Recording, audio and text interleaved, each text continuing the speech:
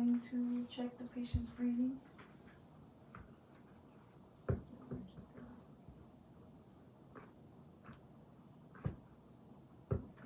at 7 breaths.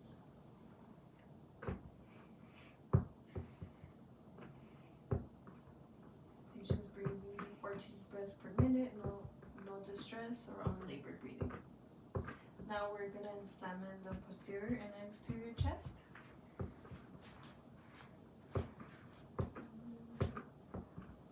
Inspected, remove the pressure.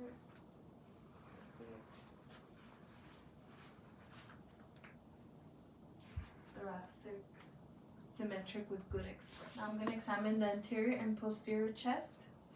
Inspect the chest for any deformities, muscle retraction or lag. Perfect. Thorax symmetric with good expansion. Now I'm gonna also inspect it by visualizing the mid-sternal line right here, mid-clavicle, which is right here, down here, and I'm also gonna do the anterior axillary line, which is right here. Perfect. Now another way to assess it. I'm also gonna assess through the anterior axillary line, mid-linear exterior line, and the posterior axillary line. No deformities noted to the chest. Deformities noted to chest. The thorax in wider than it is deep. Lateral diameter is greater than anterior posterior diameter. Alright, now I am going to touch your chest from the back, and then I'm gonna ask you to count to 99, okay? We're gonna set you up. I'm gonna go ahead and palpate the chest. I'm gonna ask you to say 99. 99. No tactile disturbances noted. No tenderness or bruising noted. Press the chest.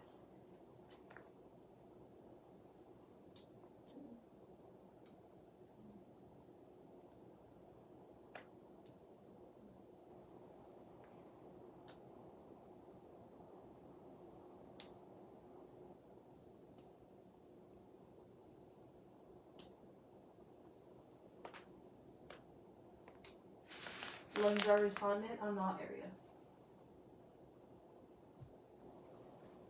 Okay, I'm gonna go ahead and auscultate the lungs. Take a deep breath for me. Take a deep breath for me. Take a deep breath for me. Take a deep breath for me. Take a deep breath for me. And take a deep breath for me. Okay? Now I'm gonna listen to posterior lung sounds. Take a deep breath. Good. Take a deep breath. Good. Take a deep breath. Take a deep breath. Good. Take a deep breath. Good. Take a deep breath. Take a deep breath.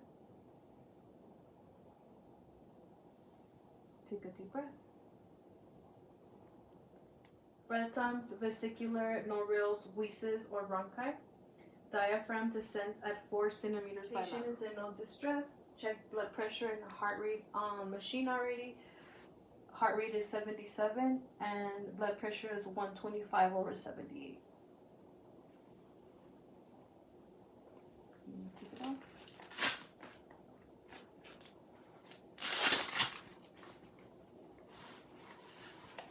Okay, if I can ask you to lay down flat. The jugular venous pressure is 3 centimeters above the sternal angle with head of the bed elevated to 30 degrees. Just move my arm a little bit so you guys can see. Jugular distension. There we go. The carotid pulses with the bell of my stethoscope. Okay. I'm gonna go ahead and check the other side, doing the same thing.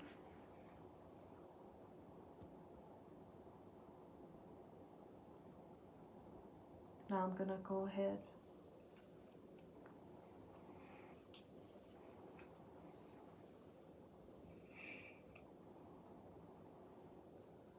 and palpate one at a time. I'm gonna palpate again.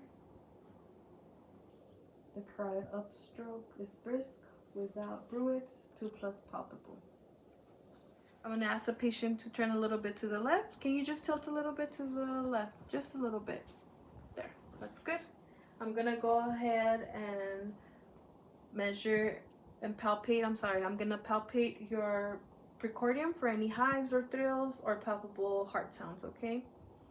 So I'm gonna go ahead and palpate. So we're palpating here, the left sound, sorry.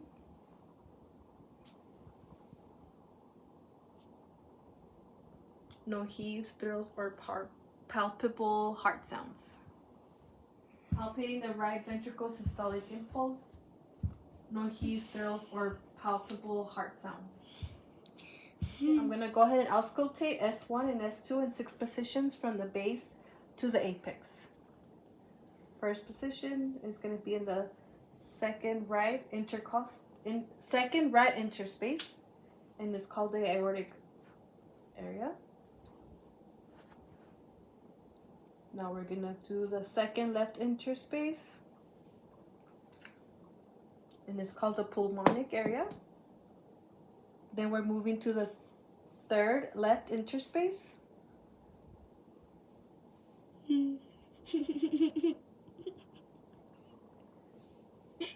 Now we're moving to the lower left sternal border.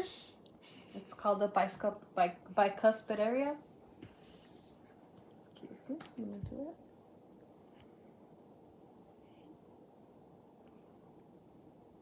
Okay, and I'm going to move one more lower left sternal border below the tricuspid area. And last, we're going to do the apex. So this one's going to be,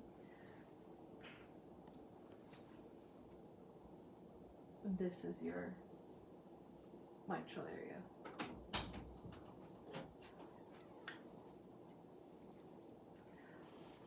I'm going to go ahead and identify the physiological and paradoxical bleeding of S2, and that is located between the second and third intercostal spaces. So second